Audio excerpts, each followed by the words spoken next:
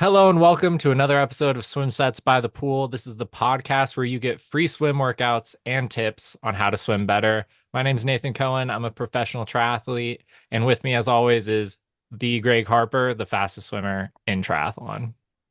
So they say. I definitely didn't come up with that nickname myself or anything. Yeah, my name's Greg Harper. I'm a pro triathlete as well. And yeah, I've been around the pool my entire life. And I was just thinking about it. If you've listened to every episode of this podcast, implemented the quick tips, took advice, you'd probably be a professional swimmer by now, don't you think? I think so. I actually got a message from someone the other day, and he's currently working his way through every single episode. He said he's only like halfway through right now, but he said he's loving it and he's getting way faster. So. There you go. The people have spoken. Yeah, it's pretty awesome. But yeah, we appreciate you guys listening to this podcast. We're gonna dive right into it. We got a nice little set from UCSB Triathlon. They're a club triathlon team, super awesome people out in Santa Barbara. But before we get into that, I got a quick tip for us today. And my quick tip is practice swimming freestyle, but backwards. Okay.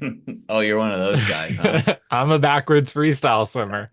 The reason why I like this is because it helps you practice your floating, which we've gone on and on about. Floating is super important. And it just makes you a little bit more aware of what you're doing in the water. And it's exactly what it sounds like. Pretend like you're swimming freestyle, but backwards. So, yeah. Yeah. I would say, yeah, it gives you some like awareness and like what you're doing. There used to be this girl who was always doing it at the end of practice in this masters team I was swimming at, and we were always just talking shit on her because but she had like no swim awareness and anything, and she was kind of one of Hmm. those people. But my sister Shelly always loved doing this, and she got fifth at NC2A in the 500-yard freestyle. So she swam a 4:37 in college and yeah, got fifth at NC2A. And she was always doing this. So there's some anecdotal evidence there that yeah, this actually can help. And it's kind of fun. It's always good to challenge yourself. So I think doing something new and like kind of weird is always a good thing. Yeah, it's not for like the purpose to like balance out your muscles or anything like that. If anyone says that, I think that's probably wrong, but it's more for practicing that floating and keeping your legs up and your hips high up in the water. And yeah, just moving through the water in a different way. It's why you do butterfly. It's why you backstroke and breaststroke, all these other strokes. You get a feel for the water in a different plane of motion. So, yeah, All right, that's there you my go. that's my quick tip. I like it. All right, so yeah, this set we'll start with the warm up that's written. It's a 200 fist, Hmm. 200 kick, and 200 swim. So 600 and what are your thoughts? Initial thoughts? 600 of the warm up. My initial thoughts, and this is just a guess, maybe someone can message me after the podcast if you're listening from Santa Barbara. My guess is the coach said, okay, guys, we're working on that early vertical forearm. So the first 200, close your hand, make a fist, and just focus on feeling the water against your forearm, which is good to think about, but I would probably not start with 200 fist right away. I think the first couple hundred yards just needs to be kind of regular swimming and loosening up and getting used to the water. I don't think jumping in right away. It's like jumping in right away with like paddles and a buoy on. You want to just jump in, just normal, swim around a little bit, and then you can start doing some drills. And yeah, that's just my kind of thought on it. Yeah. I mean, I think you give the coach more credit. I mean, they might just be like, oh, like old school is like fist is like such an old school thing. Like, I'm not sure they might have no idea. Like, yeah, you just do fist because it's harder and then you swim and you feel better. I mean, whether they knew the word early vertical forearm or not remains to be seen. But yeah, I kind of agree. Like, maybe we can kind of shift around the warm up where we go 200 swim, 200 kick, and then like 450s of fist. Or maybe you can go 25 fist, 25 swim. So you can kind of Mhm. feel the difference. I think that would be like a more appropriate version. But yeah, this is like so old school. It's like, yeah, just jump in, go fist for 200 straight. Like, what? Like, my dad would write sets like this.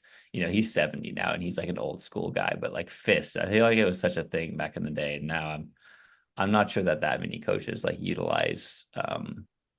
But yeah, instead of your hand straight, your hand is a fist. That's what we're getting at here. Yeah, yeah. I was swimming one time. I was swimming with this group that I didn't normally swim with, and there was this high school girl swimmer, and we were doing fist drill, and she did not have a closed fist, and she was just trying to Oh like yeah, get everyone across. cheats. Yeah, she was just Everyone trying to cheats. get across the pool as fast as possible, and I'm dedicated to the craft here, so I have like a fully closed fist, and she's like pulling ahead of me, and I'm like, dude, I can't be beat by this high school girl, so it was I would hard. always do like fist drill as like it's kind of like this, or it's like not quite a fist. Yeah, Like, or I yeah. mean, if you're listening, it's like your palm's kind of flat and your fingers are curled, but it's not like a full on fist. And it should be like, but then you look over and someone's like just swimming regular. Like, what are we Yeah. even doing here? And the coach is like, you can't really see. So it's like, Nah.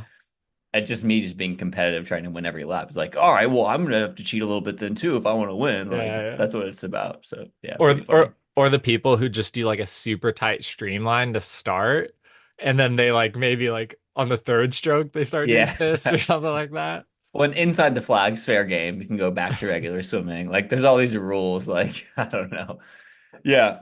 I think it can be interesting though. I think you might realize, yes, you'll go slower, but you can go pretty fast.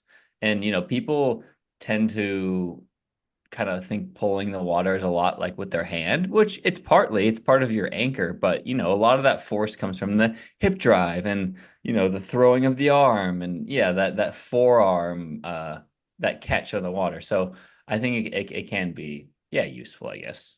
Yeah, I think if you have no equipment and you're just like jumping in, I think fist drill it could be good.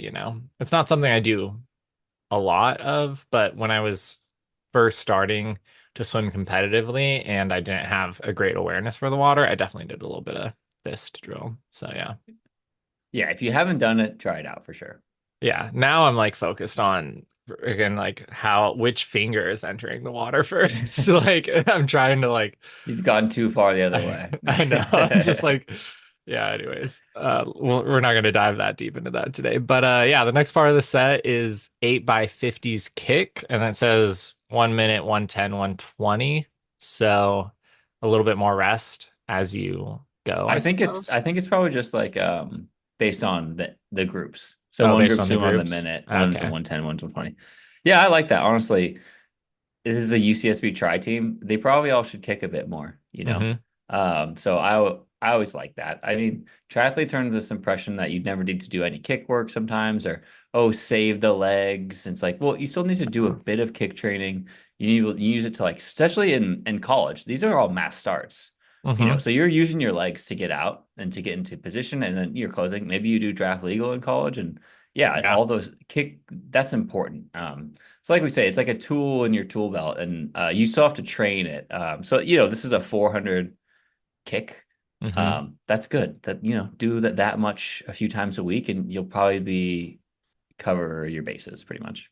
Yeah, for sure. I think that's good. And honestly, whenever my legs are tired from running and I do a little bit of kicking in my swim, I feel better after. So, Yeah, and they might initially feel like, oh my gosh, this kind of hurts, but then you kind of get into it, like, oh, they're just fatigued from running or whatever, and yeah, I actually can use them pretty well. And yeah, and you kind of flush out the legs maybe a bit. yeah. Yeah, okay, so I like it. One thing to note is if you're using a board, try to not have your head so high out, like kind of keep, you can even wear goggles or kind of keep your nose and mouth at the water line. Kind of take a little breath and you put it back down. We don't want to practice a really bad body position, um, especially if you're newer to swimming when your body position is not that good. I mean, Nate and I can probably have our head way out of the water and it's fine because when we get back to swimming, we'll be fine. But Hmm. yeah, it would just be, or you can do streamline kick too, and you can do streamline kick on your back or practice dolphin underwater. Um, yeah, you can mix it up. So, if you're gonna do this set, yeah, maybe do a few of them with the board, a few of them without, a few of them dolphin kick, and yeah, mix it up just to yeah, make sure yeah, you're doing different things and challenging yourself in a different way. Yeah. And yeah, I think trying to push underwater too, like even if you have the board, like do like a dolphin kick or two to get yourself back up to the surface. It's all good stuff. But yeah, this is kind of like a preset actually, because then the next part is 4 by 50 swim descend. So you're probably descending to like fast or something. Then it says Hmm. base plus 10. So I actually talked to Liz who sent me this said, and she said the base just means like their base interval. So if you swim usually on the 130 or something. So Yeah. yeah, so for So not like this, not the fastest interval, but like a standard interval you would do on a 1,000 yard set or something like that. yeah, for sure. And I kind of like that. I like descending 50s. I think it's pretty cool. Especially for like a tri team, just practicing shifting those gears. It doesn't like necessarily translate to the main set, but it's just 450s is descend, so I think Yeah, that's that's fine. totally chill. Yeah, I mean the main set is next and it's 13,200 swim base plus 20. That's all Hmm. it says. I mean, we definitely want to see like a little bit more direction. I mean, I've coached the Calitri team a couple of years, and I was doing the swim workouts. And if you give this set to those kids, I mean, half of them have had zero swim instruction in their life. Hmm. The o- the other half like maybe can it it it just there's just gonna be everyone's just gonna be swimming on top of each other because that's what Yeah. they do. There's 8 people in a lane. They're not spaced apart.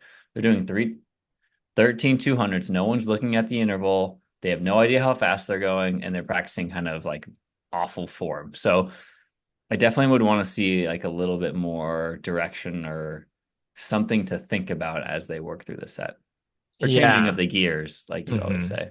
Changing of the gears. Yeah, and 13, that's an interesting It is number. kind of funny. What is that, like 2600 or something? Yeah. Yeah, I mean, I guess that gets the total up to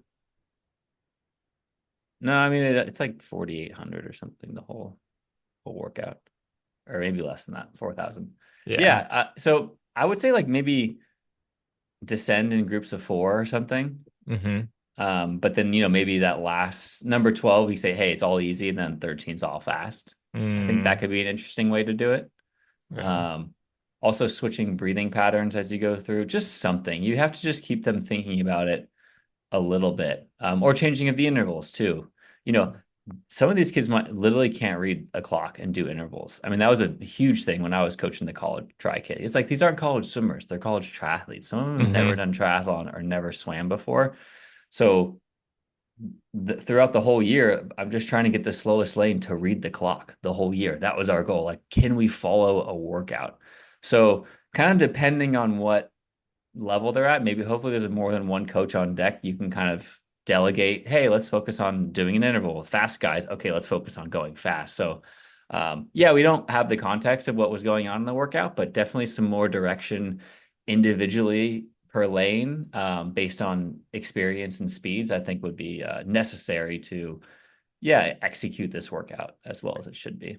Yeah, I agree. And I think there's a lot of different ways you can go with this set. Like Greg said, like descending is a great way to do it if you want to incorporate a little speed, especially like ripping a fast 200 on the very last one. I think that's a super valuable thing to practice because it's often at the end of the race where you kind of need that little bit extra, that could be make or break if like the pack's pulling ahead or something like that.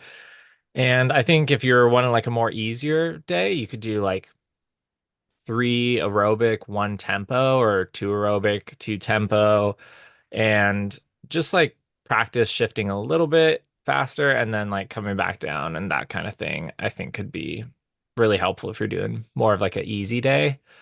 And if you want to mix it up and go fun, you could do like every third one is IM. Yeah. That could be cool. Yeah, totally. And there's so many different Hmm. ways. On days where I want something to be a little easier and say you're doing 200, it's like, okay, 50 of it is a little bit faster. And Hmm. you shift the 50. So on the first one, the first 50 is a little faster than you settle. On the second one, the second 50s. And it's just like they're gonna constantly be thinking about, okay, wait, I'm on number three. This third 50 is a little faster. They're changing gears. Half the time in the pool, you got to keep them like thinking about like, oh wait, what am I doing next? I mean, that's just Hmm. like part of swimming. Like you need to keep them engaged and yeah, sometimes questioning like, oh wait, what's this one? And like talking, communicating with your lane. All those are great skills to kind of have a nice cohesive workout. Yeah.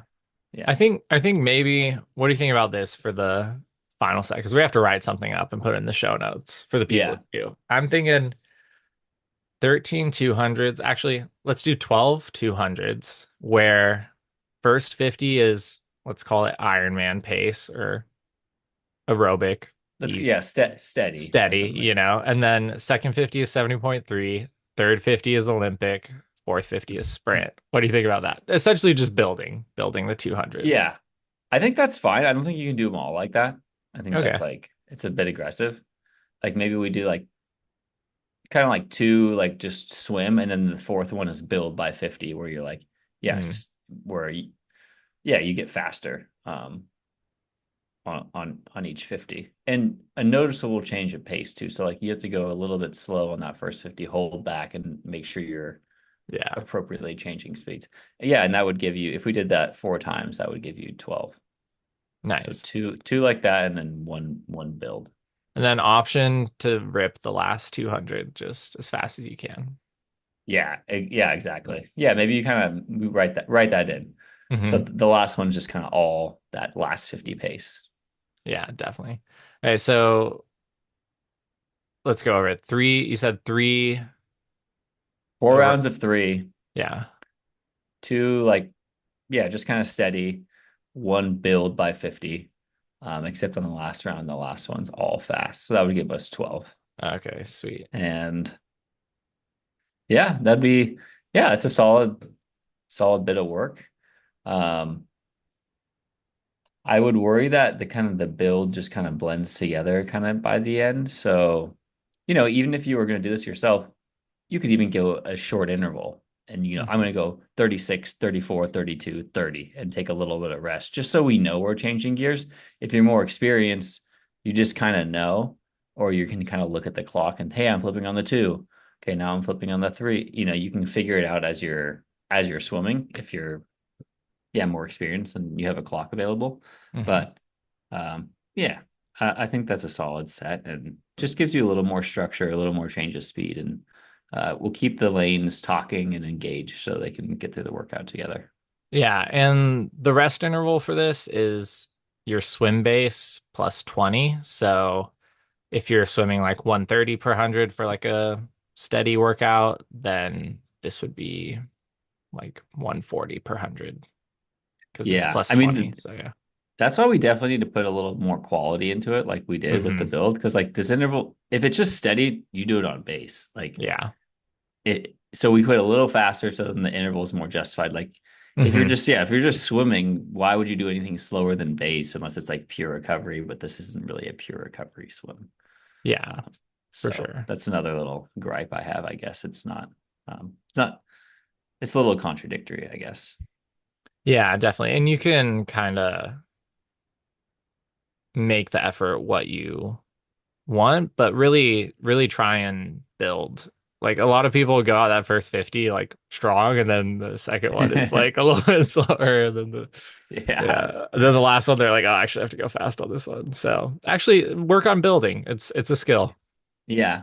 Well, and I like you said that you can kind of make the effort what you want. And I've my whole life in swimming, it's like that's how the good people get good. It's like, yeah, it says 10-200. It doesn't say fast, but like you're gonna go kind of fast. Like you have to work hard, especially in the pool. If you're learning or whatever, oh, it's an easy day today. Oh, it's a hard day today. I'm just like, every day is hard. I just go hard. I mean, you're young and naive, right? And you're 16, you can recover. But in the end, it's like just because it just says, oh, steady, like if you feel good, go harder than that. Like that's your Hmm. body telling you you're ready to work a bit. So don't be afraid to if people are swimming easy around you and you're going hard and they're like, well, why are you going so hard? I'd be like, well, keep up. Let's go. Like race Hmm. each other. So I think that's a really strong mind. It's like, yeah, make the effort what you want to and make it good. Yeah, awesome. And then let's just do 300 warm down at the end. Yeah, that sounds good. Do some backstroke, you guys. Backstroke and Yeah. not warm down. Do some backstroke, a lot of fronts, a lot of on your front in this workout. So yeah, I like that. Hey, Yeah. I guess we have to end the episode with a hot take. yeah, great. What do you have for us? Okay, so my hot take is if you are a triathlete who's like, oh, like diving and turns and stuff, that's not important. Like, it's because you probably suck at them. Mm, That's my hot take. wow. Nice. Well, thanks you guys for listening to this episode. We have YouTube. Subscribe to us there and share this with your swimming buddies, your triathlon buddies. And yeah, follow us on Instagram too. And you will get better at swimming, guaranteed. That is a fact. Guaranteed. Sweet. See you Later. guys.